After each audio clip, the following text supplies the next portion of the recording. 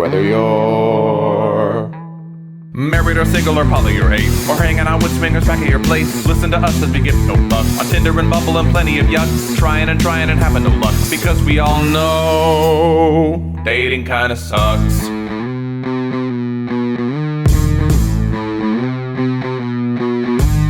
Sarah and Adam are two of a kind. He says stupid shit and she doesn't mind. They're not doing this show to make any buck. Life as a chicken whose feathers he plucks. Why does it work? Well, here is the crux. They both know dating kinda sucks.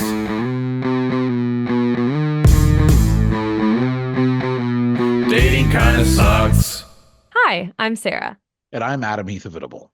This is the DKS Podcast, a podcast about love, sex, culture, and society. This week, we'll be taking a trip to Taiwan and answering a listener question. Enjoy the show.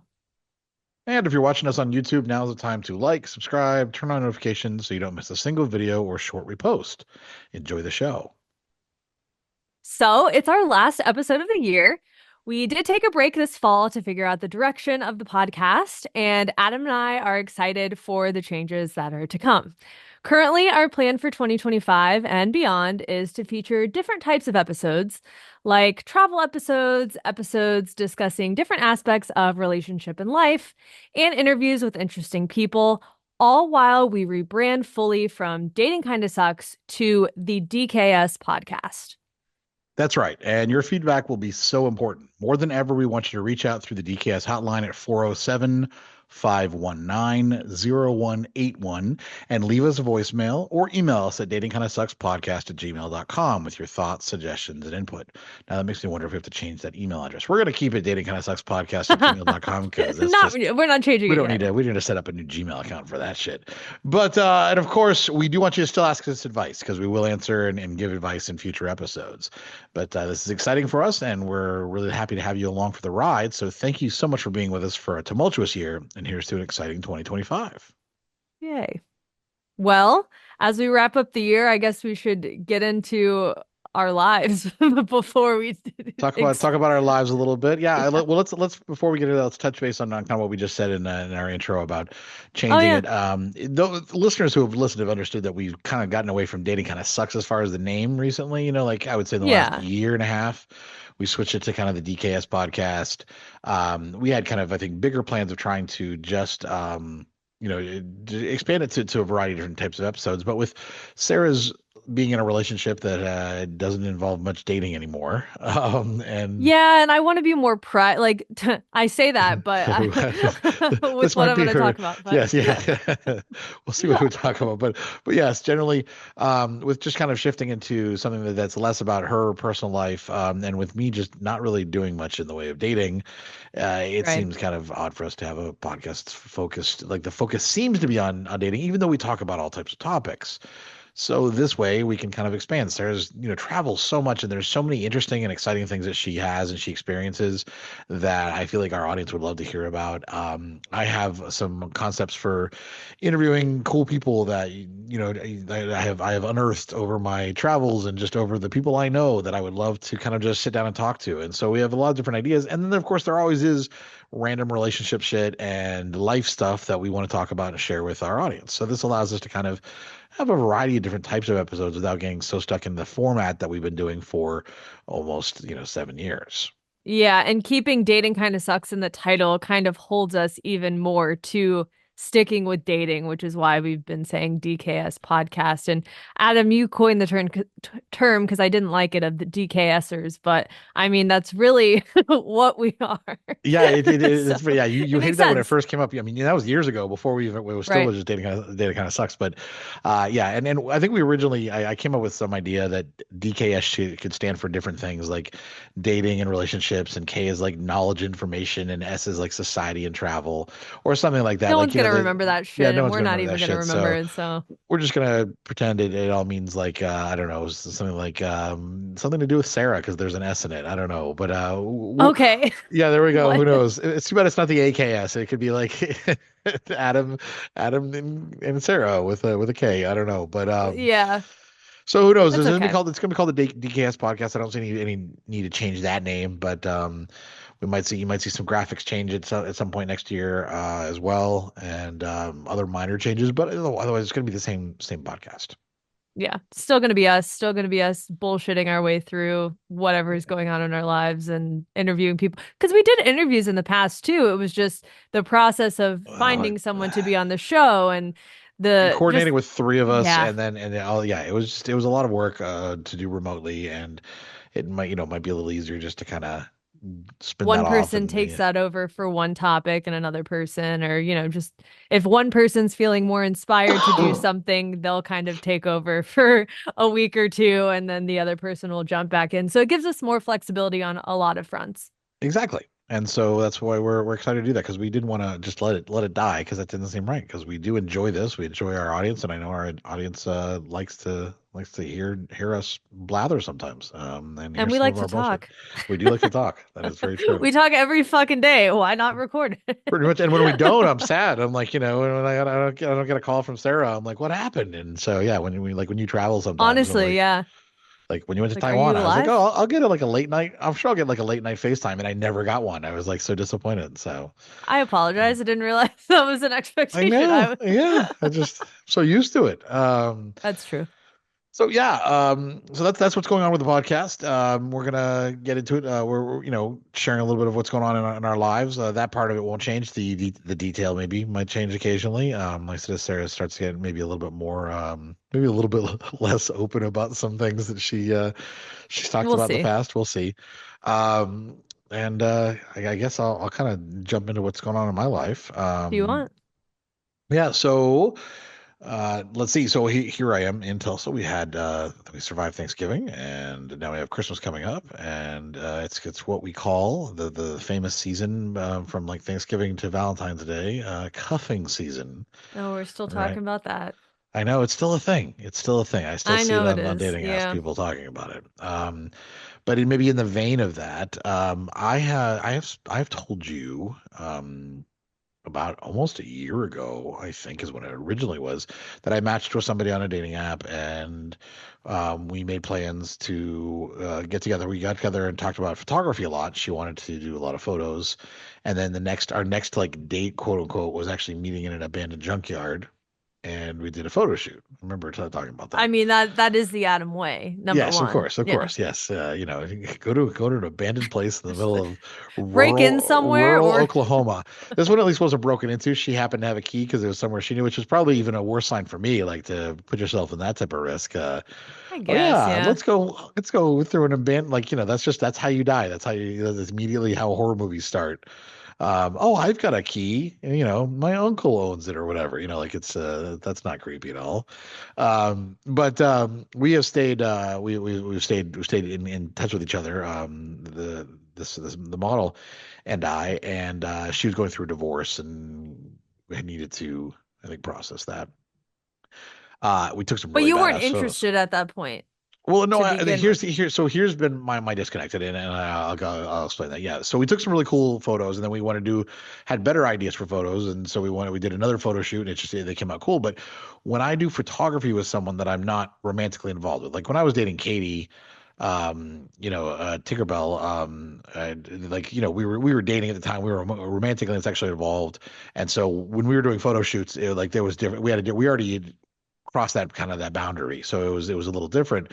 But if Yeah. I'm doing photo shoots with someone who I don't know that well, and I don't know in a romantic sense or an intimate sense, it's very important to me that they feel extremely safe and comfortable and able to say no to anything. I don't want them to feel any pressure to go along with anything that makes them the slightest bit uncomfortable, especially because there's usually some type of nudity and a lot of vulnerability in that. So with that means I have to really be extremely professional, which makes it hard if you're talking to someone in a dating capacity to then do like those types of photographs with them and keep it professional, and then also at the same time try to date. So it was something that I felt like torn between the two, and I didn't know how to act. And so I was like, I'm going to focus on being The safe and professional being side. professional side, because that at least I know I can't go wrong with that. Yeah. And so I need to make sure that no matter what, that she feels comfortable and safe. Like that's it. End of story. And at one point while we were kind of chatting about photography, she also said, "Hey, we should get together. Maybe we can watch a movie sometime. I can come over and we can pick a good movie to watch." And I don't know if we talked about this on air or if I only talked to you about it. But when I did tell you about it, what was your first instinct? Are you serious? Well, your first instinct was Netflix and chill, is what you said. Like, Well, like, yeah, oh, but yeah, like, are you serious? You guys are you're right. Netflix. Yeah. Yeah. So basically, yeah. So she essentially like you were like she just invited herself over to Netflix and chill, basically. And I was like, I kind of think she did, and like, that's great, which is nice, but I don't know for sure. I don't know. I don't want to assume. And this was Right. 9 months ago. I don't want to assume Totally. that. And so she came over and we watched a movie and I had some food and drinks and we sat there and talked and then watched the movie and had a really good time watching the movie. It's when I also realized that my couch was terrible for like, it's not a cuddling couch. Like I bought it for aesthetic purposes because it looks cool and it is a fucking awful couch when it comes to anything else. Actually sitting on? Cool. Yeah, well, it's great to sit on for one, but not like it's not a cuddle couch. Like it's a sit there while your grandmother like asks you questions about who you're dating, like type of couch. Like it's a, So it's a a love seat. well, no, but without the love, yeah. It's essentially, it's like you sit there very straight. It's just not great, and I am sad about that. But we had a great time, and then she left, and that was it. I had no assumptions. I made no. I wanted to let her, show however she wanted to feel, and if for some reason she felt like if she had indicated, "Hey, come sit with me on the couch," or wanted to sit with me in my recliner, my old man recliner that was has the heat and the vibration and wanted to join me on that then maybe things would have gone that way, but they didn't, and I left it up to her. And since then we've seen each other a few times, every month or so we either would meet up for do karaoke or something like that, Yeah. but it's been mostly platonic. And recently, she reached out and said that she was having a hard time and she asked me to come over. I was like, "Hey, she could use an ear," and has asked me to come over. So I was like, "Sure." So I came over and went to her place and we sat there and we watched, just had I think the TV was on. We just kind of chatted and she's talking through her life and saying that like she's recently been going through like therapy and learning that she needs to kind of communicate more and when she's feeling like alone or wants to share what she's thinking, it's okay to share what she's thinking, and I encourage that. And then I left, and then and then she wanted to do something with like maybe going to karaoke some night, and she's talked about me to like her sister and her daughter. Her daughter's like in her 20s, and wanted to like bring them all out to like maybe do karaoke together. And I was like, "Yeah, it's fine, and that'd be fun." So we did that last Tuesday. And when we were discussing like have the karaoke analysis, her sister was like very much, "Oh, you do the photography, I love your stuff, I've seen your comedy, you're very funny." It was nice. It was clear that she had talked about me quite a bit. Towards the end of the night, after everyone else had kind of left, it was just she and I. She told me that when she invited herself over to watch the movie 9 months earlier, it wasn't until later that she realized that she had inadvertently invited herself over to Netflix and chill, and she was kind of scared about it. She said to one of her friends, "Did I just do that?" And her friend said, "Yeah, it sounds like you did. I don't know what you're going to do now because you basically just told me you want to come over and fuck." And so she was like really nervous about it. And she said, "But you were so like just like I never at all felt any pressure to do anything." And that was like I realized that you've been like that this entire time I've known you. I've known you for for over 9 months or almost a year now, and you've always been very like just kind and considerate and thoughtful. And she's like, "But I want to. I'm trying to say this, and I don't know how to say this, but I do like I would like to make out with you. I would like to maybe Netflix and chill and do other things." For And real. yeah, for real. And she got very she blushed extremely, extremely, like quite a bit. She was very like shy about trying to say this and was saying things she goes, I don't, there's words I can't even say. She goes, and she was, didn't even try to say whatever words she was trying to say. And so I said, "Well, that's, I'm glad to hear that, you've come to this realization. I appreciate you being honest about that." And then we made out for a little bit. And then we went our separate Okay, ways. Adam. Yeah, we haven't seen each other since, but we've chatted a little bit. But herein lies the problem, because of course it can't just be that easy, right? I mean, it can't be No, and that simple. Yeah, the problem is very obvious to me, but maybe Okay, well not to let's everybody. let's hear you talk about it for a second here.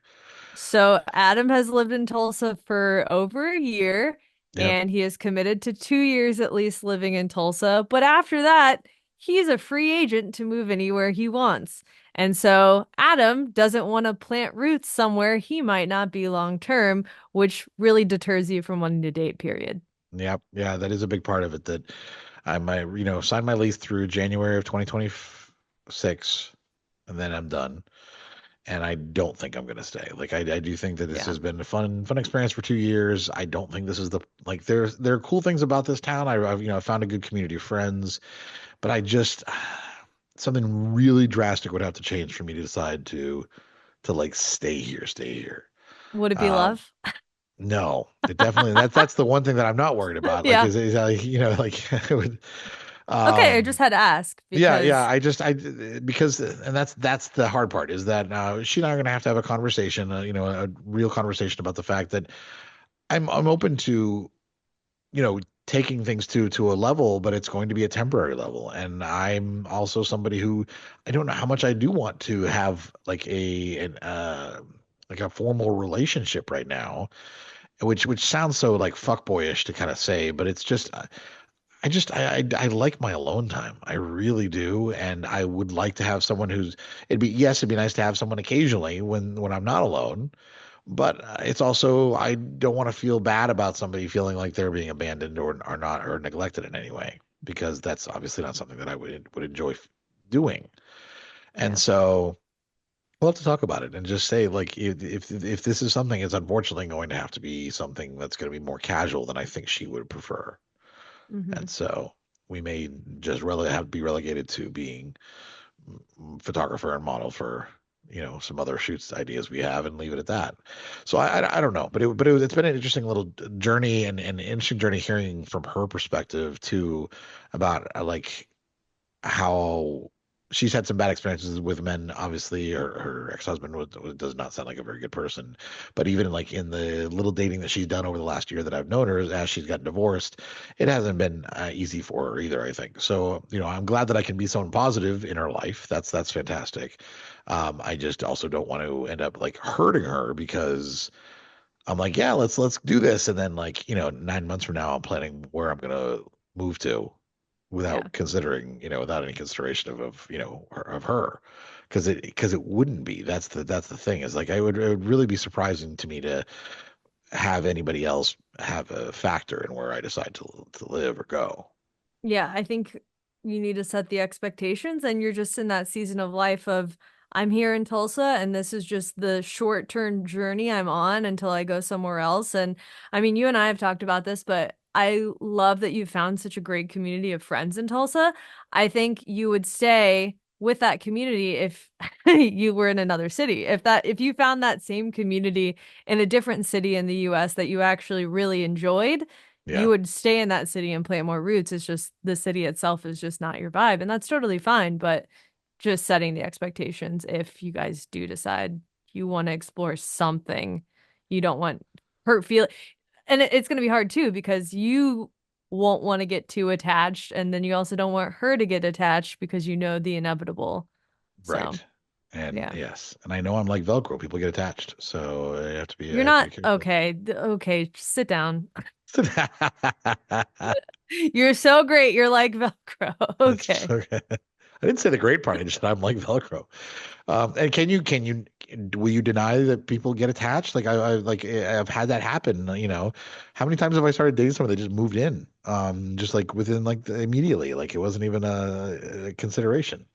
Yeah. Yeah. So yeah, and that also leads me to the next thing I want to say too briefly, which is that after January of the next year, when my lease ends here and I do decide to live somewhere else, I'm kind of open to where I want to be. I think being in the mountains sounds beautiful. I want to be by the water would be nice. Like I wanted somewhere in nature, which Tulsa doesn't really have a lot of, So Seattle. Every time you say mountains I and know water, Pacific and Northwest is that like the Great Smoky Mountains, lots of rivers and things like that too is nice. There are areas like that, or internationally. And so this is also when I would like to suggest to any international listeners we have that if you really love your area that you live in and you think it's something that someone like me would also enjoy and love, pitch it to me. Let me hear about your town. Maybe it's an area I've never thought of or considered. I mean, I know I've had listeners from Norway tell me like about Norway, which sounds amazing. And then like obviously Italy is a big one that I've considered. Ireland and Scotland, and so I would love to hear Australia, New Zealand, places like that too. But where you live, let me hear. I'd like to hear personally from any listeners who hear this and live internationally and would like to pitch their area as like somewhere that would be cool to like for me to explore, maybe come visit to try to see if I wanted to live there. So reach out. when you were figuring out your city, you did a tour of the US and now you're just going to tour the world? I might just do that. I might just do that for like 3 years and then like, come back to Tulsa. Who knows? No, no, I'm not coming back to Tulsa. Um, You'll come back to the US. I'll come back to the US probably if it still exists. Chill. So what about you? What do you now you went away for Thanksgiving, and then you're back. Are you going away again for Christmas? Not for Christmas, but because Canada is so close to Seattle, actually this weekend, Roy, myself, and our couple friend, we are taking the train up to Vancouver, Canada, and we're going to spend the weekend there. Just a quick weekend trip. It's like a 3.5 hour, 4 hour train ride. We could drive, but I don't want to drive. So the train ride. I know you, and you took the train before to Portland, right?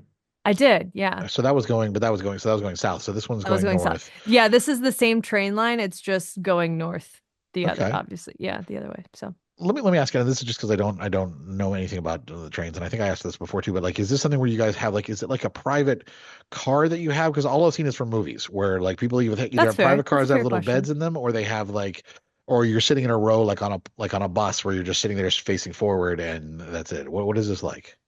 So for mine, we purchased economy tickets. The train is not long enough to get a suite. Now, if you were doing the from LA to Seattle route, that's a 10-hour train Okay. ride, and you could book a suite where you have your own space and your own bathroom, just a little toilet area and whatever. But because it's not a commuter rail, but at the same time, it's not that long. It is more spacious than a flight. You don't have to wear a seatbelt while you're Right. while you're there. You can walk to different cars and get I wear up my and seatbelt during flights anyways, but okay. okay, Adam. Good to share with the world. Cool. But yeah, you can walk to the food car and get a snack there. You can work on the train. There's Is there a obviously bar? views. I don't know. I didn't because I was traveling alone the last time. I Okay. didn't actually get up because I don't know, I was worried about like just leaving all my shit and walking to Sure, that or sure, whatever. yeah. So I didn't actually check it out. I don't think there's alcohol, but I could be wrong. I just know they have like basic sandwiches and sodas and things you could buy for Oh, sure. okay, okay. But you can bring your own shit too. And I also like trains because there's not a huge like a TSA security check process either. Like you go through, you wait in line, and then the train's there and you board rather quickly. And you don't have to be there more than 30 minutes before your train leaves, which is nice. But I That sounds really pretty enjoyed fun. it. And yeah, I think, obviously the US is sleeping on train travel, but from where I live, there's a couple of options. So why not take it? Well, and I've told you about I don't think I ever talked about this on air, but that show Jet Lag on YouTube that I loved, where they play all types of games, but it's usually in Europe or Asia, and 90% of what they do is train travel, because like they play tag throughout 3 countries, and so it's all picking the right train and then trying to make sure you get far enough away, and then your friends are trying to guess which train you want to take it, and so it amazes me how much train travel is important there, and then how little we use it here at all, when it could be so like that sounds nice. Like it's like taking a road trip, and be able just to get on a train for 4 hours and you can read and do whatever. You don't have to like pay attention to Yep. the road. Like that sounds nice. I actually could totally see myself doing that. And you actually have views. Sure, an airplane seat is nice for the first, I don't know, 20, 30 Yeah. minutes. And then you're in the clouds and you can't really see anything. This time, at least going north to Canada, we'll be right on the water. So we'll have all these beautiful water views, and the train ride down to Portland was super nice, and you had, not super mountainous views, but you had some rolling hills type of thing. But yeah, I really enjoy train travel, and we'll take more trains in the future if I can. That's fun. All right. So you guys Yeah. going to Vancouver for how long? Just the weekend. We leave Oh, Friday, we okay. come back Sunday night. Oh, Not very nice. long. Okay. Oh, Yeah. that'll be exciting. Okay, Yeah. but then you're here But for Christmas itself. we might go to Portland for Christmas just because that's where Roy's sister lives, and Right. it was either Right. us just staying in Seattle, just the two of us, or visiting her. So we'll probably end up going to Portland and driving, unfortunately, because we didn't plan ahead for the train. But yeah, and then looking forward into next year, nothing is really planned as far as travel. I have some loose ideas, but nothing is booked yet, and I'm actually kind of itching to book something, but I don't want to book too soon. Okay. All right. Did you Yeah. decorate for Christmas? Yes, but we are waiting on our real Christmas tree to be delivered tomorrow. If it was up to me, we'd have a fake tree and it would have already been up by now. Yeah. But Roy likes the real tree thing because he likes the smell and the process of getting The one and fake da da trees, you da. can spray the smell and it smells the same damn thing too. Bro, I just light a fucking candle. I don't know. That's right. Yeah. I Yeah. don't, that's his thing. I decorate the entire fucking house inside and out. The tree can be his thing, and that's fine. Including cleaning up after Oh, all the pine well, needles and that is the deal that we've made is I fucking hate a real tree because I have to clean up all the pine needles, and he knows the tree is his responsibility. I might have to help him lift it to get out of the door, but you are cleaning all this other bullshit up because that's not on me. So we've talked about that because it really pisses me off. yeah, I bet.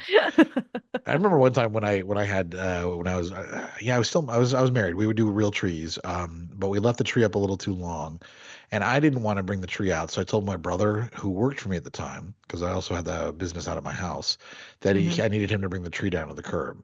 And so he takes the tree out of the stand and brings it through the front door forward, if you imagine going against all the So it branches. scraped all the pine Yes, needles off of the. instead of flipping it, go backwards and going from the trunk forward so that it collapses the way it's supposed to and makes it less of a mess. He literally pushes it forward against all the branches, leaving like 3 feet of pine needles at the door, and then brings it onto the curb and thinks he did a good job. Well, you That's didn't why tell I him you had to fired clean him. it up too. No, that's not why you fired him. No, but I should have. That should have been the reason right there. But yeah, yeah. And I was like, so then yes, I had to clean it up because it was originally my responsibility. I was trying to delegate. I should have known better.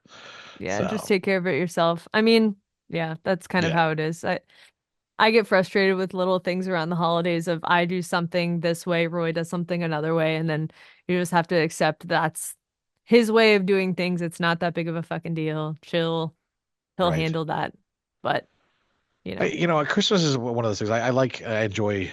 Like I do enjoy Christmas. I mean, I know it sounds like I'm a big Grinch about things. Like I like it's nice when it's out there and you have the lights and stuff. But I went to this restaurant locally because a couple of my group chat friends really wanted to check out they decorate, like they go overboard on Christmas and they do like these Christmas decorations that people come from all over the place to see.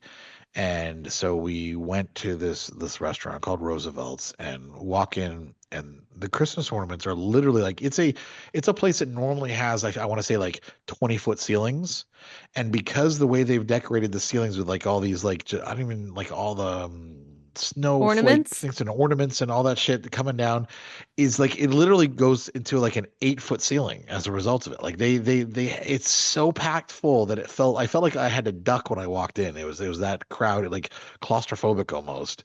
And it was intense. It was overwhelmingly like it was too much. I think I had enough Christmas in the hour that we were there for it to last the next 10 years.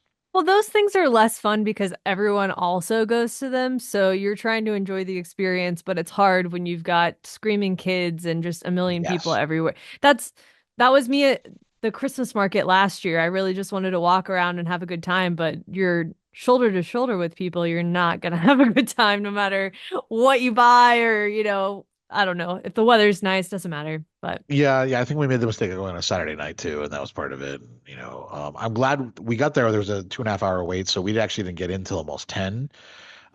which I'm glad because I feel like there were no kids when we got there because I think the kids would have been there earlier, and so Hmm. that was nice. But yeah, it was just one of those things. I don't as you probably know, I don't decorate. I don't really see the Oh, point. I I see should all your all decorations my behind. decorations, right? I mean, Yeah. you could say the same about me too, right? Well, In yeah, this room, at in this least. room, yes. But yeah, I don't see the point in decorating just for myself. Maybe at some point when I'm settled in a place, I'll decorate, but who I knows? felt the same. And then I Yeah. moved in with Roy. And then I remember when we first started dating, I didn't have I didn't have a tree, any decorations or anything. And he bought me a fucking mini tree and gave me some decorations and some Oh lights and said, yeah. we're going to actually have a Christmas for you here this year.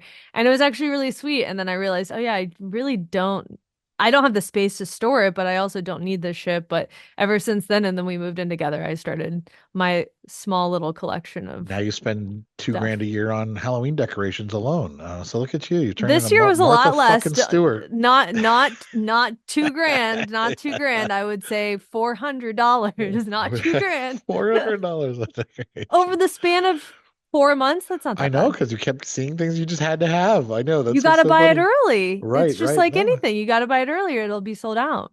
of course. You know, Um, so I feel like before we get into you have to tee the this next one up. section, I have to tee this one up. I have in the notes, and this is just from a conversation that I was like, oh yeah, I remember what we want to talk about. It just says no blowjobs after midnight. So this is the last note on the agenda for kind of what's going on in our lives. And so what was that about again? I don't even remember that part.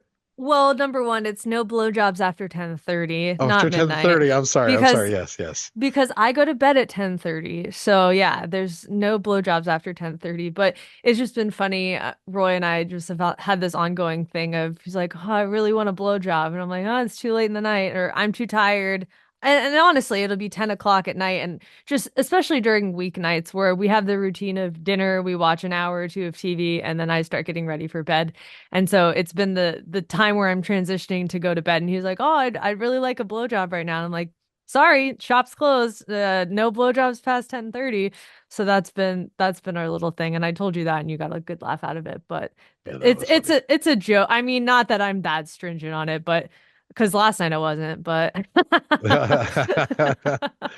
Yeah, I think that this might be, you were saying that, you were trying to scale back being explicit, maybe as explicit in your descriptions, but well, there's still stuff I you were don't pretty share. proud of Just oh yeah, of course, but you were pretty proud of yourself last night, I guess. well, mostly how do I say this? And then I haven't even like talked to you privately about this before I share this, but I have been doing more deep throating, and that's been the avenue I've been exploring as of late. So I and and also getting mouth fucked.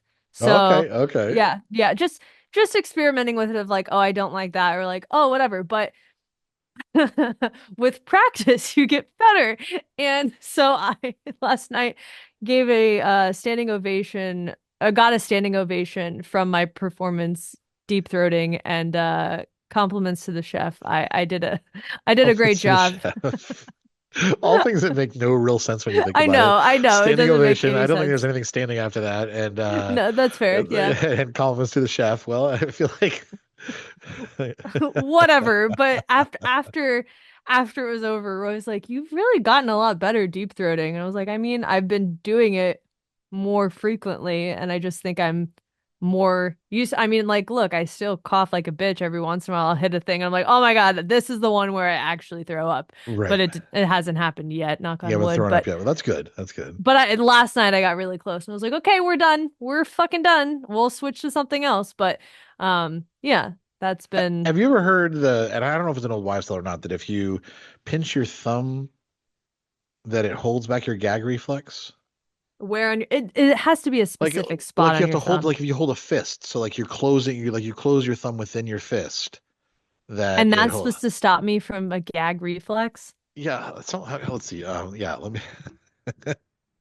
I don't think Oh, I'm going to be thinking about that when I'm got a yeah, I guess huge maybe ass not. But dick in my mouth, but one study shows that folding your left thumb into the palm of your hand and then making a fist and squeezing your left thumb helps some people with their gag reflex. what fucking study did they I don't. It's a study. It What says study? Saint over I'm this is funny. This is Saint Mary's Dental. I don't think no. I don't think they're talking This about wasn't a Saint Gagrifies, blowjob thing. but I think it can still apply to it as well. Yeah, and chorus. So somehow, yeah, this is interesting that it does that. It's a pressure point. I understand So like pressure if points. you I hold just it, yeah. so I guess if maybe that'll that also does something. I don't know. Well, I will test it out and See, report now you back. know to test it out. It's all in the name of science. Well, after this weekend, we'll have an answer. But yeah, that's really what's going on with me. Traveling and taking dick. So Traveling and head. There we what go. honestly, what else is new? But Yeah. Well, I think with that, then we should go ahead and take a break. And when we come back, we have a question from a listener. Did I mention that Friday I'm going to a goth rave? what is up with you and the specifically themed raves? Well, What I are don't know you if it's really wearing? um well, so it's called Well, you what we have black. You it's wear called what we black do. Yeah, already. exactly. It's called what we do in the disco. So they want you to Okay. like dress like what we do in the shadows. So it's vampire themed. I like that. Oh, I So like that this is in December too. So I'm Good, gonna good wear move. my black trench coat, my full length black trench coat. I figured I'd put a little guy liner on. I got You a can pair just of say eyeliner, fangs. not Another guy. not I'm calling it guy liner. just eyeliner. Um, Yeah, got some fangs that I might wear, and I you have a should. black mesh shirt to wear underneath the trench coat because I was like, it's gonna be too hot. Like I feel like to wear like any type of like actual shirt. I mean, what's the I guess you'll be inside what, a The inside, ballroom or something, so yeah. It's inside this little club. So, anyways, yeah. you'll be like Spike, but not But fatter and with a really colorful beard. with no hair, with no blonde With hair no blonde hair. Yes. No. or accent. Or accent, yes. But yeah, anyway, so that'll be this Friday. Should be a fun experience, I think, even for a little bit. I We'll see. like that. Yeah. Prepare to get But more sick, but yeah. I know. I'll just drink a lot. All right, let's get into this question from a listener.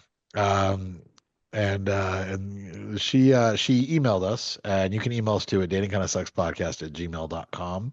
And she has a very unique name, so she asked us not to use her name, but so All I'm not right. going to. So I'm going to go ahead and read this, and then we'll talk. I am freshly 22 and internally struggling with my dating life. For some background, most of my life I have always wanted a boyfriend. Starting in fifth grade and throughout high school and college, if I didn't have a boyfriend, I was looking for one. It wasn't until I moved back home from college about 8 months ago that I finally felt content being single. I wanted my early 20s to be fun by not being tied down. In July, not long after I came to this realization, I started talking to someone. His name is Braden. For context, I'm from a super small area and an even smaller school where everyone knows everyone. I went to school with him, but I am 2 years older. Despite my wishes of not wanting a relationship, ours progressed pretty quickly, and we were officially dating in August. This is where my internal struggle comes in. I have often regretted getting into a relationship, but on the other hand, he treats me better than any guy ever has, and I want to cherish that. I'm very bad at expressing my feelings and thoughts, especially vocally, but I have told him that much because in the beginning I was obviously struggling. I feel selfish because I don't see a future with him the way I know he sees one with me. And I know that the longer this goes on, the more heartbroken he will be. Sometimes I really feel like I love him, and other times I honestly don't really like him that much, which I don't understand, and I feel terrible about it. He can usually tell when I'm not content and wants to talk about it. Those serious talks are where I don't like being in a relationship the most. Our personalities are different in the way that he is definitely emotional, where I am just not that serious. I know that I have expressed a lot of negative points in this email, but of course I decided to date him for a reason. He has become one of my best friends. We do everything together, and I'm able to be myself around him. I love his family and being a part of all their events, etc. Thank you so much for taking time to read this, and I would really appreciate any advice you can give me. I have a couple of questions. My first one is, do you actually like him? I Yeah. think my advice changed as this email went on of like, oh, maybe you shouldn't date him. And then I was like, well, I guess you do like him and like having him in your life. But when it all boils down to it, do you actually like him? And have you talked to him about, I understand the relationship is still pretty fresh, but have you shared some of your frustrations with the relationship, some of your resentments, some of your fears about being in a relationship and what your plan was before you met him? Because I think that you need to figure it out and have those internal discussions first. And then I think have that discussion with him and say, here's kind of why I feel conflicted about these things. This is maybe why you sense things are off with me at some points or whatever. And I think you just share those feelings with him and have that conversation. Now, I will say 22 is still young and you can still live your life and be single at any point. I mean, you could explore this relationship, have a fun time, and it could end. You're clearly not on the same page right now where you think he has stronger feelings for you and you're just not there yet. That's okay. But I think you need to figure out what you actually want to get out of this relationship. I mean, long-term partner forever?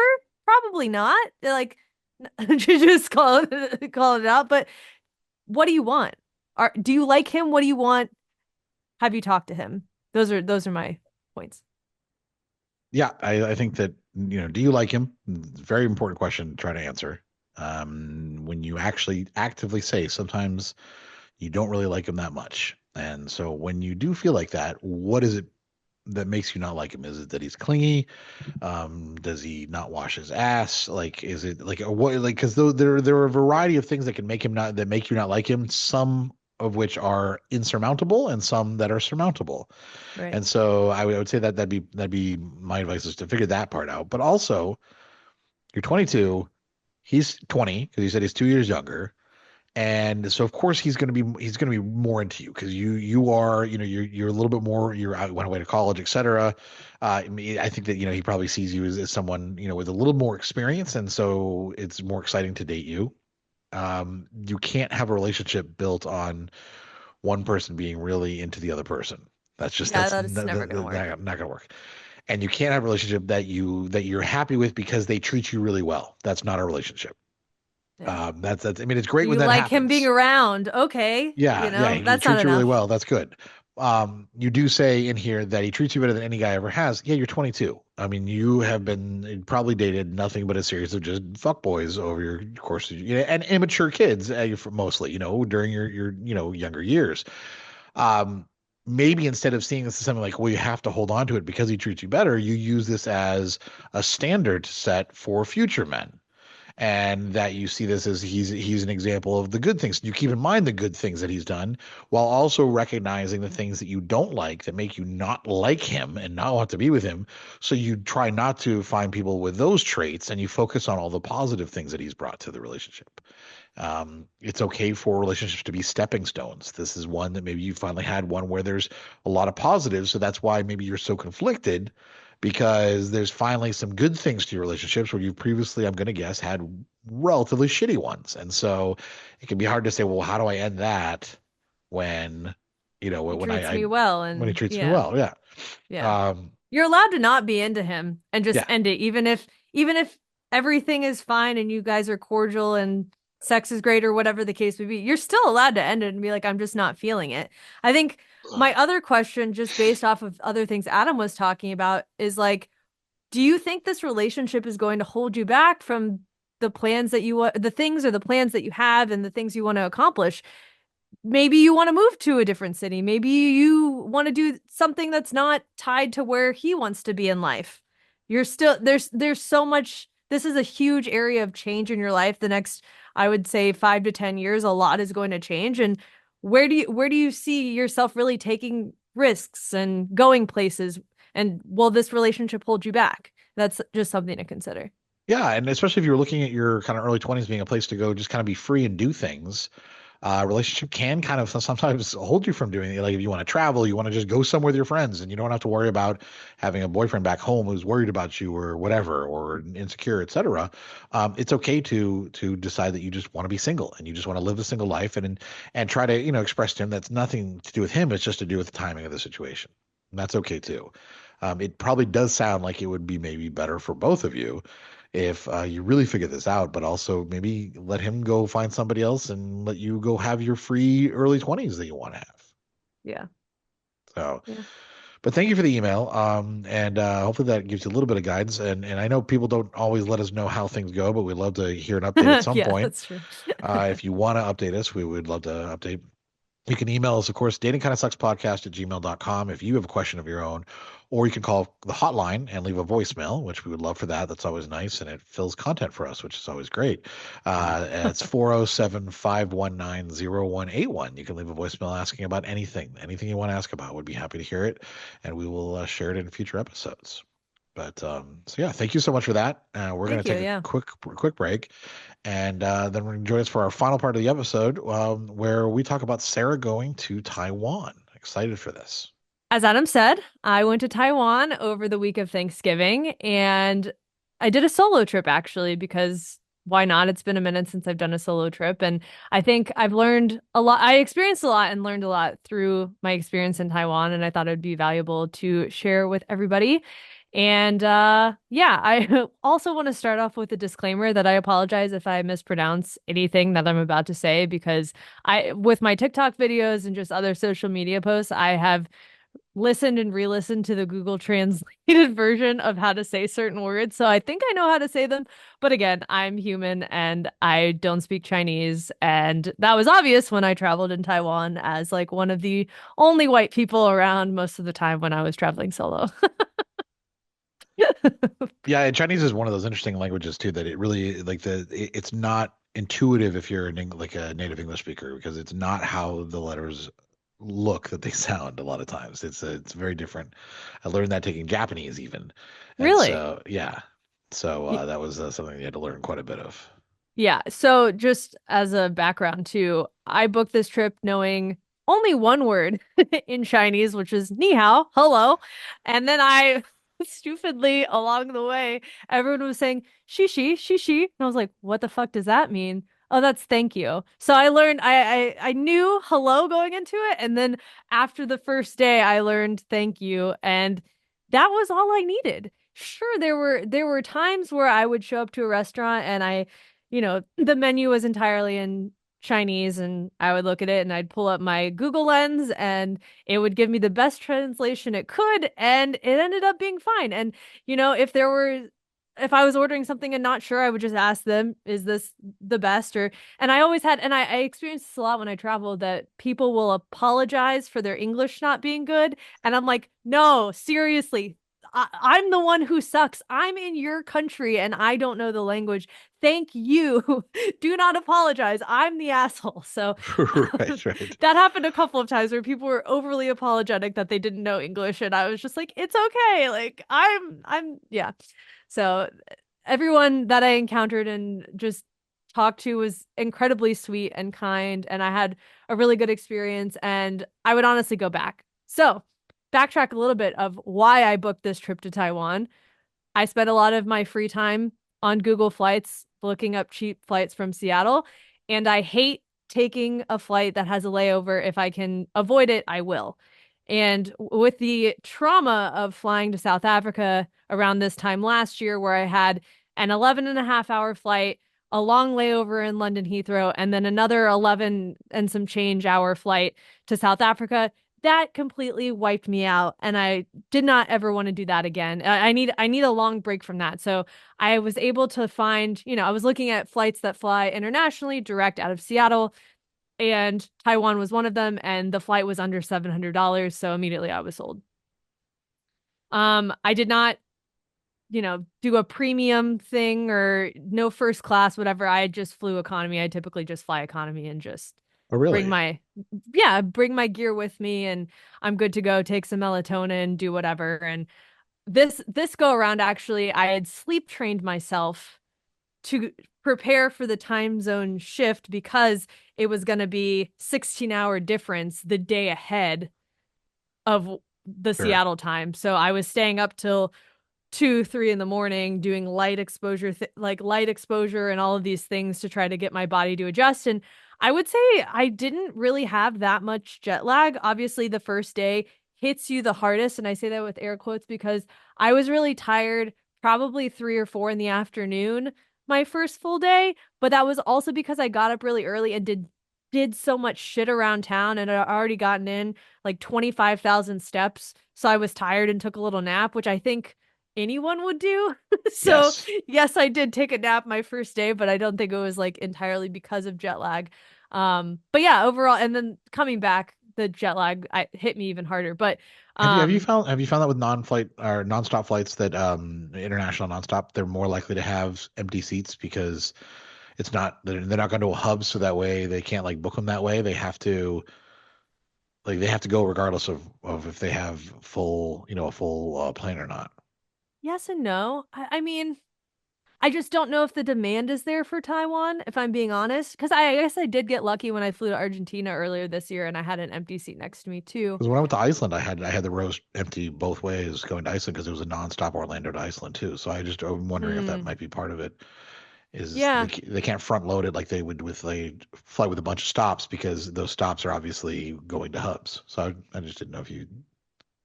yeah, but like an Atlanta to Iceland flight, I would assume would be pretty full. Like, I think it's the Yeah, airport that you're flying out of, not if you're connecting, but the airport that that makes sense. you're That makes flying sense. out of. But Yeah. yeah, I think the nonstop flights from Taiwan, especially on Delta from Seattle, are relatively new. And I actually have a friend who works at Delta in Seattle, and she said that those flights are typically not full. So I had an actual good shot of getting an Huh. empty seat next to me. And she was right. I had two empty seats next to me. It was Nice, awesome. nice. But yeah, the flight too was not, yes, it was 13 hours. It was actually a little less just because of, I don't know, the flight time was less, but it wasn't that bad. I watched 3 Harry Potter movies. I ate. I got up, used the bathroom a couple times, drank a lot of water, played a video game on the thing, and then took a little bit of a nap. It wasn't that hard for me, but of course I'm more used to it. So, Right, right. like I tell my dad that he's like, "There's no way." Yeah, So, yeah, exactly. I understand. but once I landed, I had the option to land, take an Uber to my hotel, but the train system in Taipei, and I flew in to Taipei. There are two major airports, one on the north side of the island and the south. I mostly spent my trip on the northern side of the island. I would want to go back and explore more of like the middle and southern part of the island.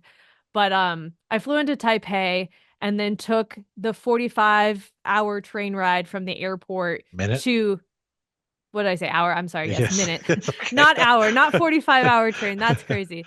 Sorry. I'm getting ahead of myself. The 45-minute to an hour train ride into Taipei. And from there, I was able to take the connecting metro and get to my hotel relatively quick. And then I landed around 9:30 p.m. And then I just took a shower and went to bed. So it was a really easy way to adjust to the new time that way. You just go to bed whenever it's the local time and you're typically good.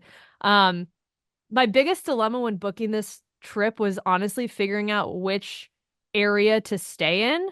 I had watched, there weren't a whole lot of creators creating like hotel videos in Taipei and things like that. And I was trying to figure out, okay, which should I stay in? There's like 4 main areas that you could stay, in my opinion, anyways. There's one on like the far west side, which is the I need to look at the Ximending area, which is all the shopping. It kind of gives the vibe of that, that big crossing intersection in Japan Yeah. that's like all the shopping. It's Taiwan's version of that is what Okay. it's compared to. So that was one area I could stay at. I could also stay on the far eastern side on the Taipei 101 side, which was more of the high-rise upscale hotels, but I felt like it was far away from all the stuff I wanted to get to on the other part of the city. I feel like from the Ximending neighborhood on the west side, it kind of just it's better to stay somewhere in the middle. So that's where I ended up staying, was somewhere in the middle. I stayed in the Zhongzhen district and I stayed at Cozy Hotel, which was super nice. Not super, it was actually pretty affordable. I think I spent $122 a night, something like that, and it included free breakfast every morning, which wasn't bad. The room was, I had 2 beds and a nice bathroom, whatever. Obviously, I didn't need the 2 beds. Actually, I had one bed for my day stuff where I wore my day clothes in that one bed and another bed exclusively for sleeping. But that was my process after a couple of days. I don't know why I did that, but um good Is the hotel. breakfast more like Americanized breakfast or is it a Chinese breakfast? No, no, no, no, no. The breakfast, actually, I was gonna get into that. The Oh, okay, okay, breakfast, okay. the breakfast was interesting because I was like they do not because they don't get a lot of American tourists. I think a lot of their tourism Okay. comes from probably Japan, Korea, China, other parts of Asia. Sure, there are some Americans and Westerners there, but not a majority. It was more an Asian style breakfast, and I'll be honest, a lot of the things I had never seen before for a breakfast. So I typically stuck with your standard egg. I would try a couple pieces of things in the morning that didn't look like that looked like something I knew what it was because the breakfast menu was all in Chinese, and I wasn't gonna Right. take my phone when everyone's walking around the thing trying to scan it. So I was like, looks good to me. I'm just gonna take it. So that was okay. They had a couple of like potato dishes that were different to me that I thought were pretty good. But overall, I didn't go too crazy on breakfast, and I think that's one of the mistakes I made.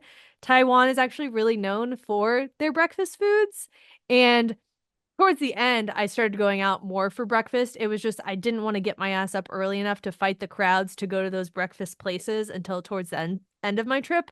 They had this, they're known for, or there are certain areas that are known for their onion pancake. Um, and it actually is super good. It was like $1.50, and you just picked, do you want just it the pancake to be plain? It's like egg pancakey is a way to describe it. It's kind of wrapped in a tortilla. It's just wrapped in a way in a tortilla, and you kind of just put it in like a little paper sleeve and eat it on the go I think type I've of. seen those on like YouTube Shorts or TikTok or something like that. I feel like I have. Yeah. Okay. Yeah. So you just, it was one of those things where, again, couldn't read the menu. It was in Chinese. Everyone was ordering number five. I got a number five. It was fantastic. Glad I ordered what the locals got, and it ended up being fine. But yeah, you could add ham to it or, you know, cheese or whatever to it. But that was a really popular thing. And a lot of the breakfast places too, they're not your standard or your typical American sit down breakfast. It's more on the go. So you're just standing, you grab it from a stand, and then you continue on. You could eat it at a park or whatever. And of course, some mornings I actually wanted to sit down and have a breakfast, so I didn't opt for that option. But yeah. Let's see. Things that I did. I did a lot of shit. I'll cover the things I did in Taipei and then a little bit. I did a handful of day trips from the main city that I just took a train to, and I'll touch on that as well. On my first day, I did a lot, like I mentioned. I walked 15 minutes and did the Chiang Kai-shek Memorial Hall. It was free. I love a free thing. And I didn't book any walking tours or things like that. I just kind of Right. was winging it on my own. But the audio tour was free. And so I walked around and just kind of listened to everything that the audio tour was saying. And in that, of course, I thought it was really interesting that because there is some tension between China and Taiwan, and through the audio tour they were very adamant of the country of Taiwan, the country of Taiwan, the separation of China and Taiwan. Da, da, da, da, da. So I thought I first hit, or just an experience of that, of listening Yeah. to that in Yeah. the museum. My first day there, I was like, got it. That was kind of what I assumed, but it was really spoken a lot in that museum, which was interesting. And then, of course, they mentioned just the US interfering in shit. And I was like, oh, okay, we're the fucking bad guys. Cool, cool, cool, cool. Carry on. But I found that Memorial Hall to be really interesting. Not only is the audio tour cool, but the whole area and the building that it's in is really historic. They have a lot of like political gatherings there. When people are protesting, they go to this Memorial Hall.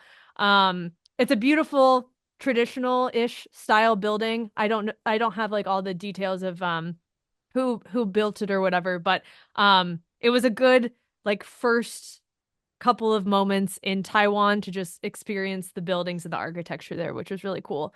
From there, oh, and in that area, the boba tea was originated in Taiwan, and you can go to the first place where boba was created. I didn't do it because I stupidly forgot about it, and then was like, I'll do it at the end of my trip, and I didn't.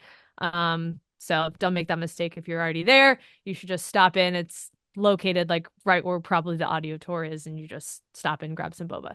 Anyways, from there, I took the metro and I went to the Ximending neighborhood, which is like the really popular area for shopping and just people literally everywhere. And I was checking out the Red House, which apparently is a really important building for Taiwan. I do have some facts on that. It was constructed in 1908 by a Japanese architect, and it was the first government-built public market in Taiwan.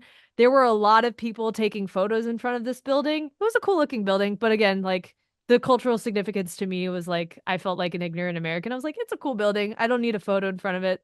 It's turned into now more of a shopping area. So they have a bunch of vendors inside, and you can go in and kind of read the things on the wall about the history of the building and then, carry on your way to all the other shops. But it was kind of. Do you feel, I know in like other places, you kind of feel a little self-conscious when you have to set up your tripod and take pictures of yourself? I would say that Asian culture tends to have a lot of photography. That tends to be a thing that they're much more comfortable like with. I think they invented selfie sticks and all that stuff. Right. Is it less? Did you feel less self-conscious about it there, or because you were one of the only white people, did you feel more self-conscious? That's what, yeah. So I did feel a lot more self-conscious actually, which I was really surprised by because there were other people taking photos, but I was the only, like you said, I was the only white person around. And there was a moment where I was taking a photo in some alleyway of Taipei 101, which is a very large building in the city. And I was trying to get in the background, and people came up to me and they were then trying to take my shot. And it was a weird, they were all staring at me, looking at like the poses and shit I was doing, and I just wanted to get the fuck out of there. So I was trying to get my shot and fucking leave, and I hated it. And that was my first experience pulling out the tripod too, because I was a little resistant at the beginning of like my first day to do it. But then it got better, and I just decided to not give a fuck, typically how I am. But yeah, it was, I don't know. I was being weird about it my first couple days. Right, okay, I was sure. Yeah. So like I mentioned, in the Ximending area, there's a lot of shopping. Something I found really interesting, if for my skincare girlies, they really do love a face mask, a good or a sheet mask. You, it's a little wet. Do you know what I'm talking about, Adam? The Sheet. Silence of the Lambs mask, just like someone's No, face on top of yours. no. It's just like a papery type of mask. It's got a lot of liquid on it, and you pull it out of the packaging, and then you put it on your face for anywhere from 10 to 20 minutes, and then you take it off. Yeah, that's what I'm talking about. Oh, well, I haven't seen Silence of the Lambs. There's no way we're talking about the same thing. No, he carves someone's face off and puts it on. He's like the silence of the lambs, and it's just, but it's what those face masks Technically, look like. sure, Yes, it's what they sure. look like. So yes, I know what you're talking about, and my reference was sorry lost on you. Gotcha. Okay, yes, I'm just again an ignorant American, but they when I went shopping in all the pharmacies and just beauty stores, they had walls covered of these sheet masks, and I could not believe it. And they they were like, "Get one! There's a deal!" And I just felt like very encouraged to buy them because there was a deal going on, which was something like everywhere I went, people were like, "But it's a deal! You need to buy more! You need to buy more!" And that's not. I, don't- it's not like I was conned into spending more money, because I was like, well, I am here and they don't have these back home. So I will, it's buy one, get one free. What does it hurt for me to grab another one? Except for I probably don't have the luggage space. But they were just really encouraging of like trying to get me the best deal of whatever thing I was trying to buy when I was shopping there, which was, I enjoyed. It was How just did the like, face masks work? Did you like them? I like them a lot. Okay, I got what, four, four boxes of sheet masks. okay. So I have probably, there's about, 10 in each box. So I'm set for a while. It's not like I do one every night, but I'm giving one as a gift, and then, we'll use them every once in a while. But moisturizes the face, I think. And I got the best one, apparently the best ones in the country. I bought at this store because the woman's like, this is the one everyone wants. You got to get these. I'm like, okay, twist my arm. I'll get them. Fine. But yeah, so shopping was a lot of fun. A lot of fun little kitschy products too. I bought this hamburger coaster for Roy. Just things that were very fun, that I just don't see as many fun products back Right, home. right. I see a lot of functional stuff, but these are just silly but yet functional products. So I had to pick up some of those. But yeah. Let's see. I talked about Taipei 101 a little bit, but that was probably the thing I did not like my Okay. entire trip. I enjoyed the least. It is probably the most touristy thing you can do while you're in Taipei, probably let alone Taiwan.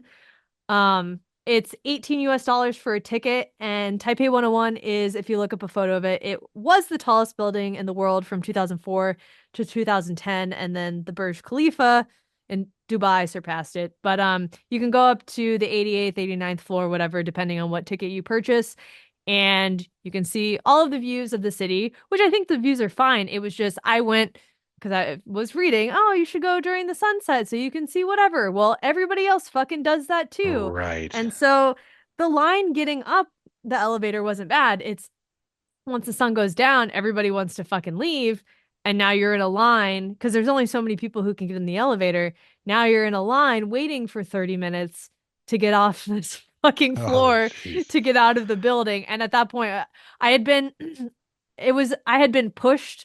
There was this lack of, and it's a cultural thing. I don't think it's a respect thing because Roy has traveled extensively through Asia, and it was something that like kind of frustrated me a little bit during my trip that I just had to get over. Yeah. But just the lack of personal space in certain areas where if there's an opening for someone to stand, they're going to stand there. They're going to stand right behind you.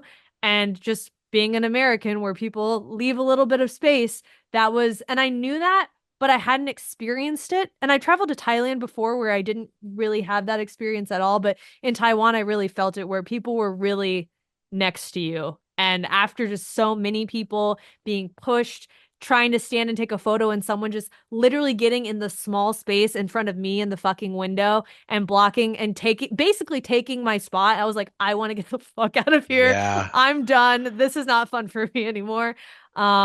So be warned if you like, I think it's worth going because it's like going to New York City and going to the top of the Empire State Building. It's a similar experience. So and now it's the not 88th floor doesn't sound that high. Is that that's how high it goes? It's not the tippy top of Okay. of the building. It's Okay. one of their main viewing point areas. You could I see. pay a lot more money and book in advance to go even higher. My thing is, I'm already pretty fucking high up. Do I need to go to the 90th or whatever floor? So I said no. I'm good with just the main viewing area. But yeah. I do think if you want to see Taipei 101, the better, because part of the view is seeing the building. That's kind of like, it's cool in Seattle to go up to the Space Needle, but a lot of the cool views of the city are with the Space Needle in it. Yeah. And so I was on a hunt to find better views of Taipei 101 around the city. And the Elephant Mountain hike ended up being what I thought was a much better experience than actually going up to the top of Taipei 101. It is 600 steps. It's for some, it could be a little challenging, but it's like actual and thick ass steps too, like big steps to each one after another, to get to the viewing point to see the building.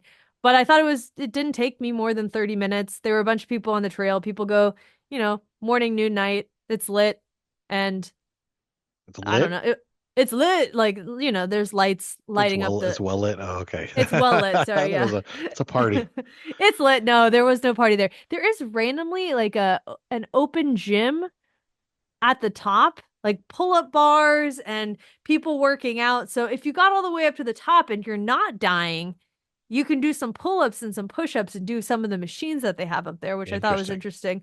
Yeah, which not a lot of people, only the people who are shirtless up there were partaking in that, which I thought was funny. But you can obviously see good views from there. And then the neighborhood around, if you just walk around that area where the trailhead is for that hike, that's where I found that one alleyway where I was feeling self-conscious about taking a photo. I was walking around and someone was like, "Oh, where are you from?" And I was like, "Oh, I'm from the United States." They're like, "Okay, where?" And I said, "Seattle." He's like, "Okay, cool. My aunt lives in this building." Da da da da da. And like I was having a conversation with some locals, and that was cool. But then I was like, "Please go away so I can take my photo now because don't look at me." But yeah, there's a couple of cool alleyways where you could take photos if that's something that you're interested in as well. Yeah. Those were a lot of day activities. I would say the other draw, another big touristy thing in Taipei specifically, is the night markets. There are a handful of night markets around. That is probably where I ate the best food, was at the night markets. Similar experience. You just go up to a stand, order something, find a seat, or you just stand and eat the food. Again, Did you find yourself staying out later than you normally do then? Because I feel like you're normally like getting ready for bed at like 8 o'clock at night. So well, the night markets opened around 5. Okay. So, depending on where I was, if I was close to a night market and I was a tad bit hungry or just wanted to check it out, I would just go ahead and go. I didn't stay too late. I don't remember how late they stay open, but they obviously stay it's a night market. I think they Right, stay right. open at least till like midnight. At the latest or at the earliest. I would assume they stay up until like at least 1 or 2 in the morning. But um there are three that I visited specifically that I enjoyed, and one is by far, it was said that it's the best one in Taipei, and I totally agree. And that is the I'm gonna butcher the name of this one because I actually haven't said it out loud before. The Rao Night Market or Rao He Night Market. That's probably more correct. Yeah, probably. Um, it's Raohe. This one had it was the biggest out of the ones, the largest out of the ones that I had visited, and there was like substantial signage for it, which was aesthetically pleasing, but then also they had this pork bow bun area, and it sucks because I don't eat pork, right? But there was a huge line for that, like an actual like wraparound line that was established, and they had barriers for lines where a lot of the other things people just line up on their own and there's not barriers Right, for right. anything, but they were established and people traveled for this specific pork bun, and it looked cool. It looked Oh, awesome. I think when I traveled to Thailand, I actually did what you've been doing is saying, "Oh, I know, when you travel to Thailand." combining Um, the two. Yeah. yeah, when I traveled to Thailand, I was actually kind of afraid to eat at the night markets Yeah. just because of I had like been around in the morning and just seen like the flies or whatever. And I don't know, this go around I was like, fuck it. I'm not even gonna care about I'm just gonna experience it because it's the thing to do. So I ordered fried chicken, which was I think fried chicken in Asia is so much better than some of the fried chicken in the Yeah. US. They've got it down to a science there. Obviously I had a lot of Thai tea. I had um like poi mochi donuts and just all the sweets and like fruit on a stick, but it's like a dessert.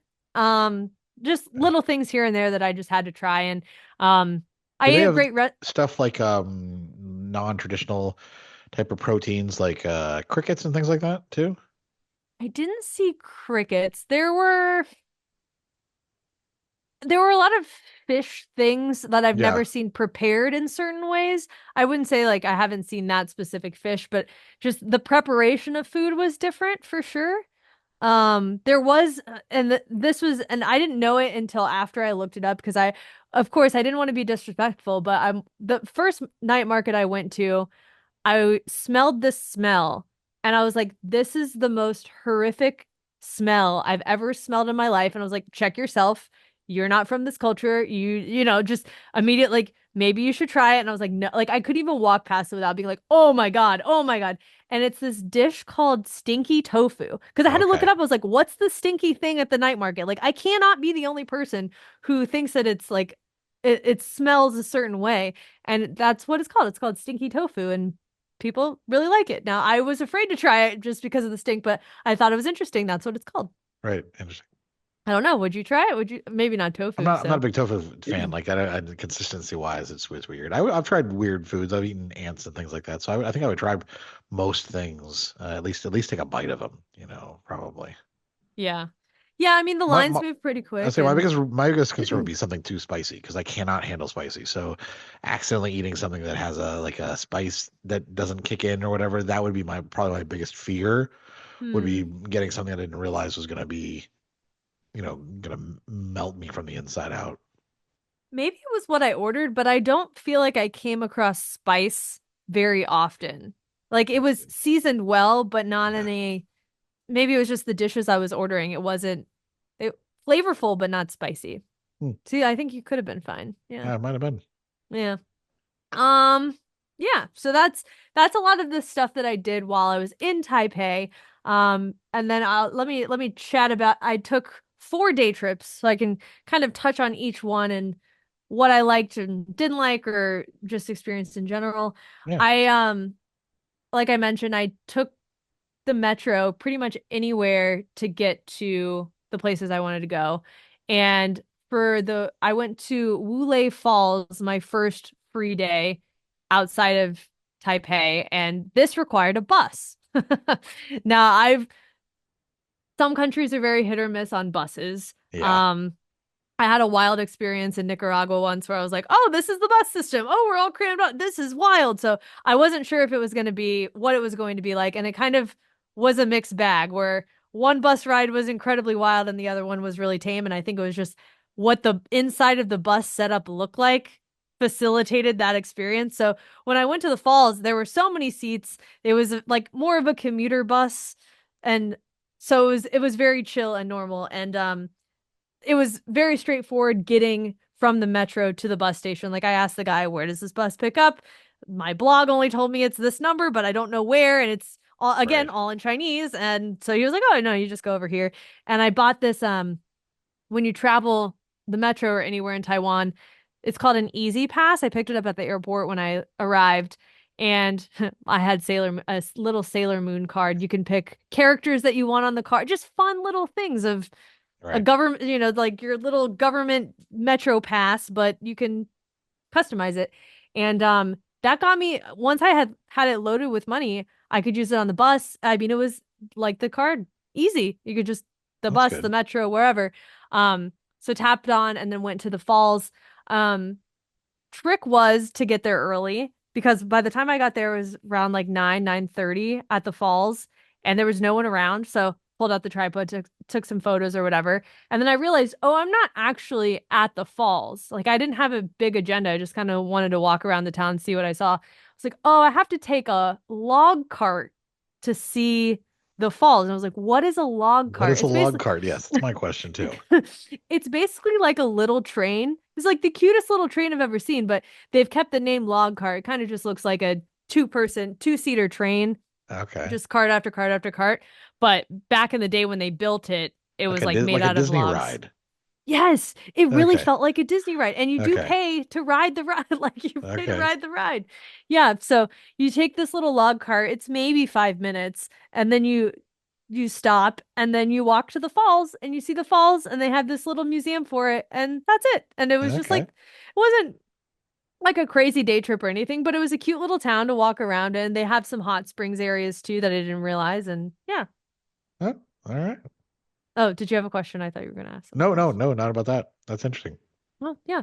My other day trip I took was to Jofen. So there's Shofen and Jofen, and a lot of people do those two trips together in the same day. But I didn't want to deal with the commuting back and from one city to the next. It was just going to be a lot of travel for me, and I just really wanted to focus on one of the towns. So I just focused on Jofen because I knew just based on my experience of how busy things get as the day goes on, I wanted to get there early. I wanted to spend as much time as possible. And then when shit started to get packed, I wanted to just get the fuck out of there. Right. So that's basically what I did. I arrived before anything opened at around 9 in the morning, walked around, and the town in itself was built. They say that it was the town that inspired the movie Spirited Away. Okay. But locals and other people say that's not necessarily true, but it is Oh, a really beautiful town. Now, there's a lot of steps. So it's small alleyways up a staircase, small alleyways down a staircase if you want to get anywhere. There's like a main area which is kind of relatively flat, but a lot of the times you're either walking up a flight of stairs or walking down. And unfortunately for me, when I went, it was fucking pouring. So you don't really want to be going up and down a lot of stairs when things are wet. Everyone's carrying umbrellas and being in each other's space, and no one knows how to like right. lift their umbrella up so it doesn't hit you in the eye type of thing. Um, so I decided instead of walking around when it was pouring, I wanted like the rain to kind of let up a little bit. So I ended up going inside one of the historic tea houses called Ami Tea House, and they had like this little tea experience. Do you think I mispronounced that? A Ame, May would Ame. probably be my guess, but I don't know. MEI is probably May. I mean, yeah, you're A probably May. right. I don't know. Ame. Yeah. Yeah, you're right. Who knows? Who knows? Uh, but this little I wanted to try a traditional tea house experience. And so when I arrived there, the woman, she's like, "Okay, what do you want?" I'm like, "I don't know. It's like the Cheesecake Factory menu of tea. I don't know Oh, how many right. teas should I get or try or whatever." So I'm like, what a normal tourist like me get? She's like, just get this special. It's $10. You get some tea cakes and things that go along with it. I was like, perfect, great, sold. Well, it's not. I've done like a tea time in the UK. I've done tea times in other places, but not the same experience in Taiwan. They give you your pot of water, Uh-huh. and then they give you a bunch of different pieces to fill and to steep and to do everything yourself. So they give you like the burner and the the teapot with the water, and Right. then they're like, okay, well you have to, and it's all clay. So you have to wet wet all of the pieces to open them up or expand them or whatever, which I'm like, okay, cool. Whatever you say I should do. And then you put the tea in and then you let that sit for 20 seconds in this little teapot. And then you pour that tea in a sniffing tea cup. And Okay. that teacup is just for sniffing the first one. And then you dump that water and then you pour your tea. So there's just like all these things where each time you start anew, you have to follow this process. And I picked it up, but she showed me really quickly. She's like, next time it's you. And I was like, fuck, okay, I hope I know what I'm doing. Okay, cool. It was fine, but it was just the Yeah. learning process. She like didn't really, she showed it, but so quickly that I was like, at least I drink tea, so I understand, but it's Right. funny. Right. Um, I enjoy Jofen. I think it's a good day trip. It's a crowded and popular day trip, so if you were looking to experience the town that so, inspired Spirited Away or whatever, get there early or do just get there before the tour group show up around noon because Yeah. after that it's a madhouse and you're probably not going to have as great of a time than if you got there early. Right. Right. Um, Speaking of hot springs from the other day trip I took, I did an exclusive hot springs day trip, which wasn't really out of Taipei that far. It was just taking the red line up to Beito Hot Springs, I which is think like I a might have seen this on your Instagram stories or something potentially. yeah, yeah. So I booked a massage and a private hot springs in the Beito Hot Springs area at the Grand View Resort. And I was probably most excited for this because this was the only thing I had booked for my entire trip. Right. And I get there, people are super nice, and they're like, "Oh, it's just one person." I'm like, "Yep, I booked everything for one, just me, solo traveler." They're like, "Oh, wow, wow." And they were like really making a big deal out of it, me just being one. And then this one woman comes up and she's like, "Well, I know you booked a private room for the hot springs, but we can't give you that room." I was like, okay, why not? I don't understand. And I've been to hot Right. springs Right. before where I've booked private things or, Yeah. done bathhouses in the US, never been an issue. So I was like, what's going on? She's like, well, if you pass out in that hot springs and the door is closed, the door is locked for your time in the hot springs and you stay too stay too long in the tub or whatever and you pass out, we can't legally enter and you could die. And so we don't want you to die and we don't want to be held responsible for anything. So we don't allow just one person to book a private room. Huh. So like, well, that's a bummer. Okay. Well, what's the other option? She's like, well, you can do our public hot springs. It's cheaper and, you'll still get the same experience. I was like, okay, cool. I know I booked private. Is this like, do you wear a bathing suit? Like what's the protocol? She's like, yes, yes, yes, you wear a bathing suit. Like you wear clothes. And I don't know, spoiler alert, I don't know if just the understanding from Chinese to English, like what the Right. miscommunication was, but in my mind, I heard after asking three different people, because I was like, I want to be sure before I'm like, yes, this is what I want to do. Um, that I brought a bathing suit, I'll be fine. Because she was like, oh, well, you don't have. It's different in the public one. And I was like, oh, because you could be naked in the private one is what I was Right. assuming. Right. Oh no, opposite. The public one is fully naked, fully nude. So I got my so I got my little massage. I'm feeling all relaxed. And they're like, okay, cool. Now follow us to the hot springs area. And they're like, well, we have a two locker system. So room number one, you put your phone and your shoes in, and you lock that one. And then room number two, you put all of your other belongings. And I was like, that's really weird.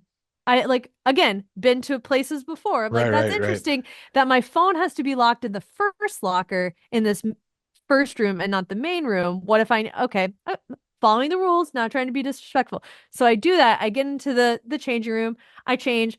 Again, my dumb American ass puts on my bathing suit and then like, okay, well, to enter you have to wear a shower cap. Can do, will do. Here's your towel, here's your locker, da da da. You have to shower before entering. I'm like, perfect, awesome.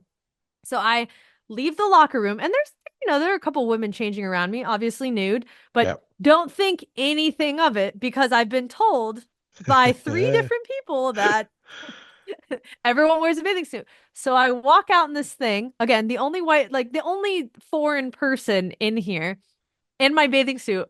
I just felt all of the eyes on me of what is this person doing? And I immediately was like, oh my God, I'm disrespecting the air. Like I am being so fucking disrespectful, but I really thought it was fine to wear a bathing suit. So I go into the shower area and I like have a moment where like I saw everyone naked in all of these pools and I was like, Right. oh, this is the moment. I'm either going to get the fuck out of here or I'm going to do it. And I'm like, well, I've already paid for it.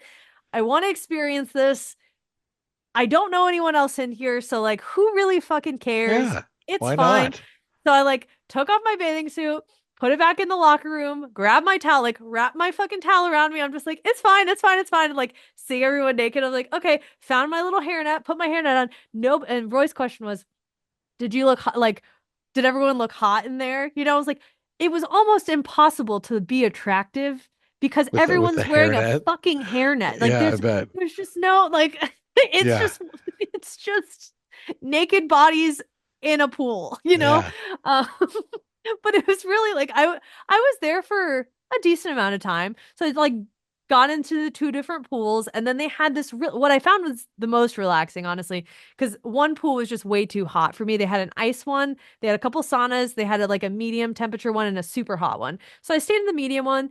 And then after I realized there was this really long, it just felt like everyone was laying down on this thing next to the pools, but it was like kind of they had like a shade around it, so you couldn't really see in, but you just saw everyone like kind of laying underneath it. I was like, that's really interesting. I don't know what that is. And all the signs are like, for sanitary reasons, like place a towel down and then place a towel over yourself or whatever. You can still be naked, but if you're gonna lay down on this thing, lay down. It was a heated like stone.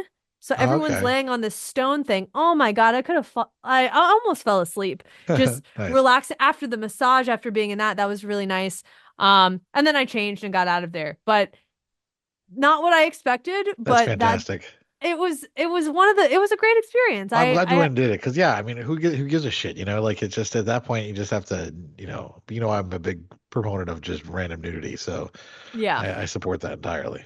Yeah, I just have never been that naked around 30 other women, like Right. ever. I mean, it was very out of my comfort zone is really the only thing I could say. And Didn't I you was do telling sports in college? funny you should ask. I did band, which is not a sport, but like when I auditioned for drum corps, you stay over a weekend at a high school and you shower in the high school locker rooms. And the first night that I was there, I was like, oh, I can't wait to really shower. But they don't have shower curtains or anything. So Right. everyone was naked in that thing. And I was like, I can't do it. I can't do it. Oh. So I didn't shower for the entire weekend. I'm sure I smelled atrocious. I just couldn't, Adam, I could not do it. At 17 years old, I couldn't do it. Wow. Not something I was going to do.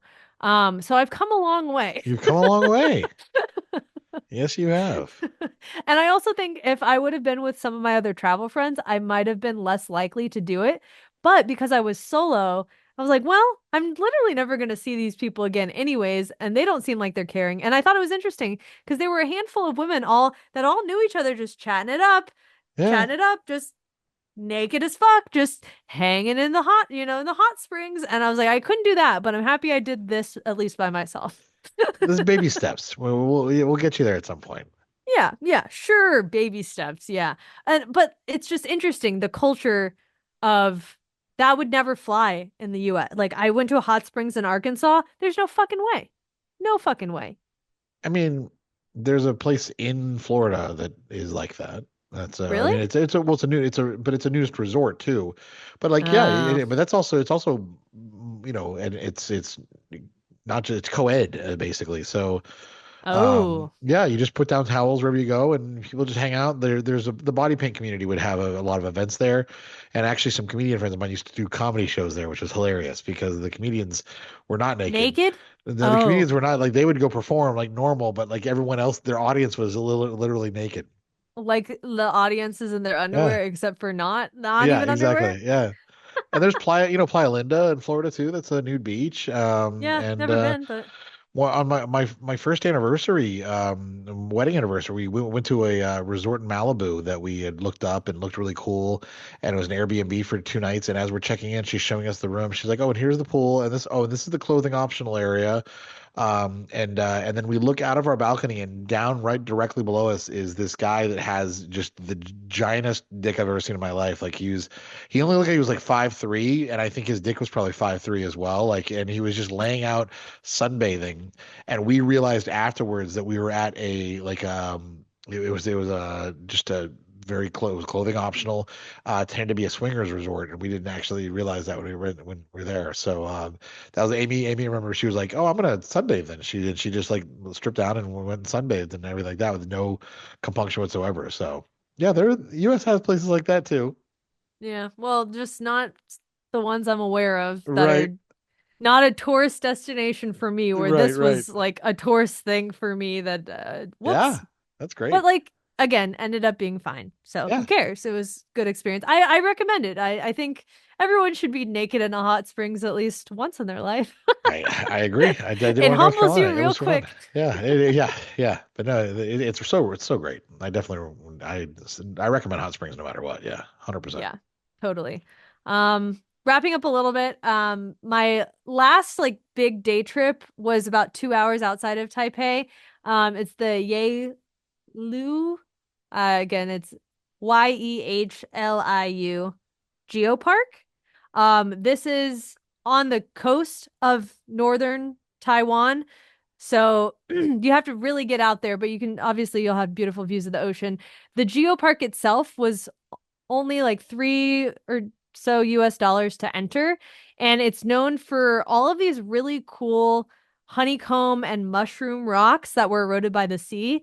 And they have all these different rock formations. And there's a popular one called Queen's Head and Dragon's Head that a lot of people stand in lines to take photos of. But I thought it was really interesting with all of those structures around, you can actually walk right next to them. Obviously, you shouldn't touch them, but I was surprised by how close you could actually get to things that are that important that Right, right, people are trying to preserve. I'm like, damn, they're letting you walk right next to this thing. Obviously, not to the end to like fall into the water type of thing, but right up to all right, these right. formations, you could get up to it. And you're not supposed to climb on them, but unfortunately, there were some kids on a school Really? trip or whatever. Yeah, there were kids climbing on some of them, which made me feel a little worrisome. But I mean, I'm not gonna say anything. I just um wasn't wasn't a lot of people, but there were some people climbing on them. But Oh, I thought it was yeah, yeah.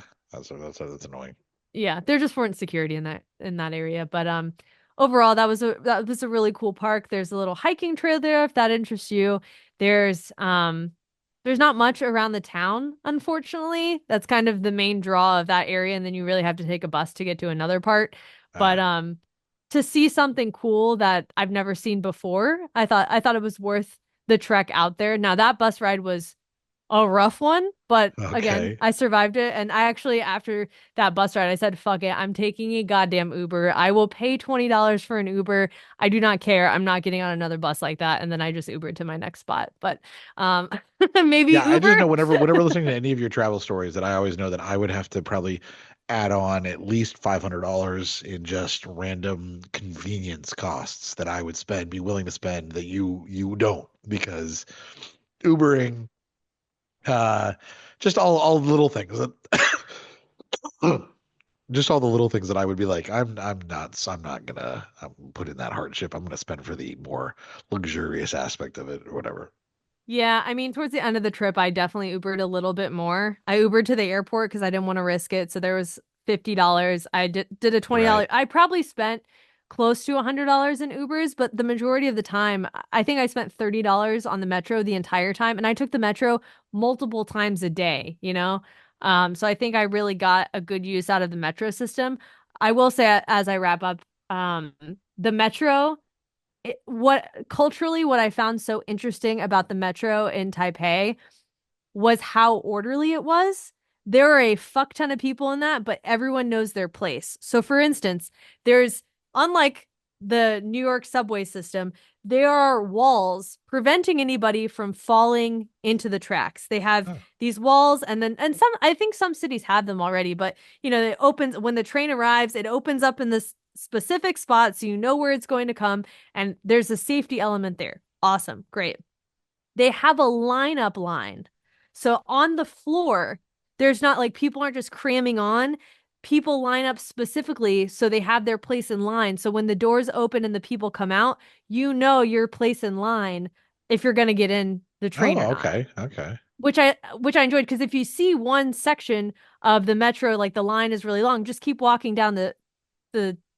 track to find another spot, and maybe you'll get a closer spot in line and you'll get on the train and Once again, it maybe. sounds like Disney, where like when you would go on the rides where they put you at, like, oh, go to Yeah. number 5 and stand on the dot on number 5, and you all move forward, like kind of thing.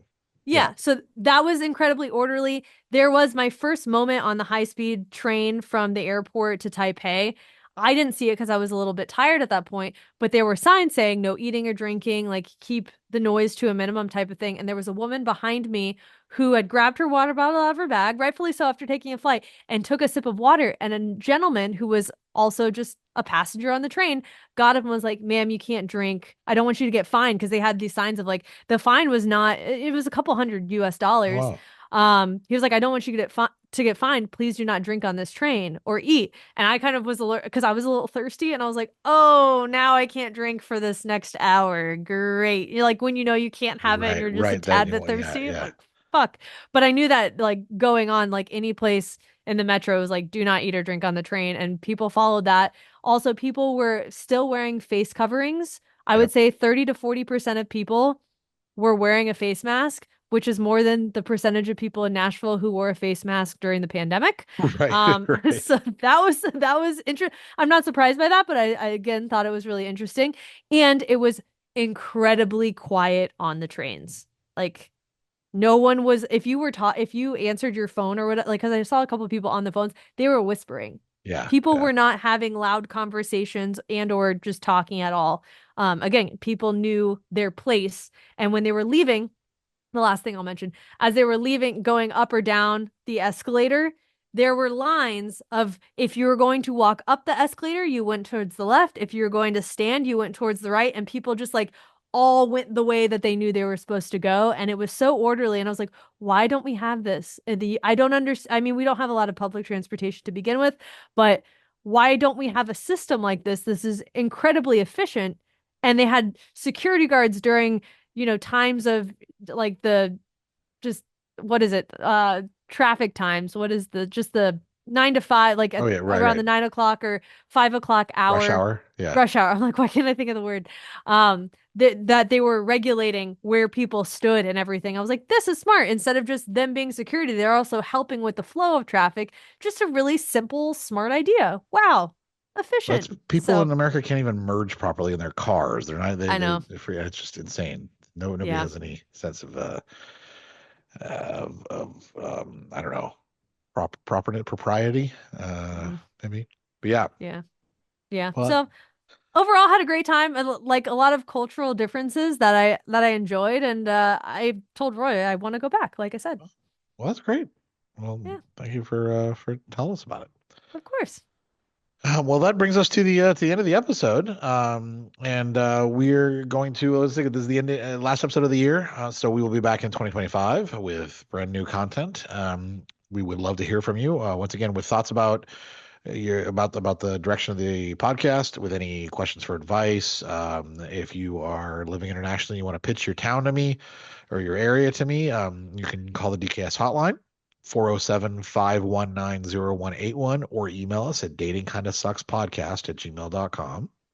If you do have a Facebook, you can join our Facebook group at facebook.com/group/DKS podcast. And Yeah.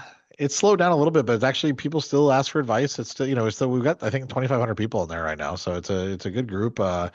and people, will show up occasionally. It goes through waves, so they're always welcome new members with new questions. So yeah.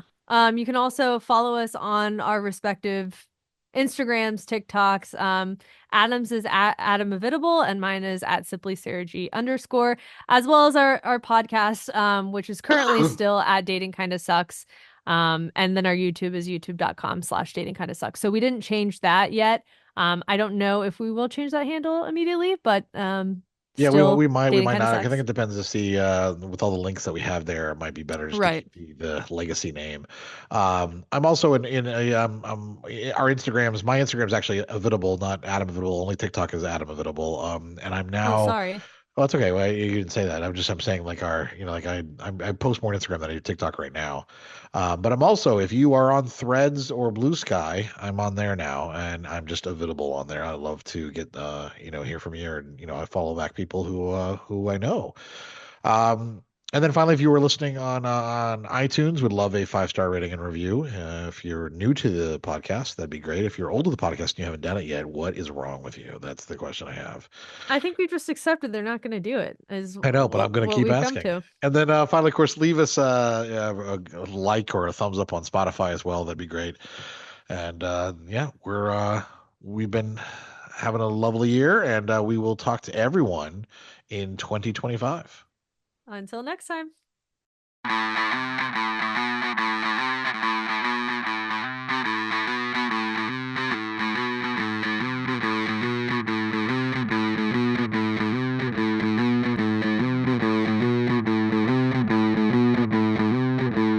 Whether you're married or single or poly or ace, or hanging out with swingers back at your place, listen to us as we give no fuck on Tinder and Bumble and plenty of yucks, trying and having no luck, because we all know dating kinda sucks.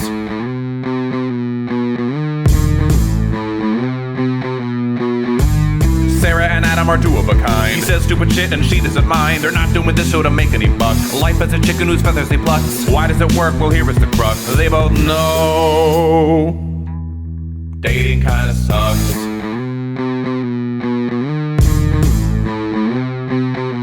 Dating kinda sucks.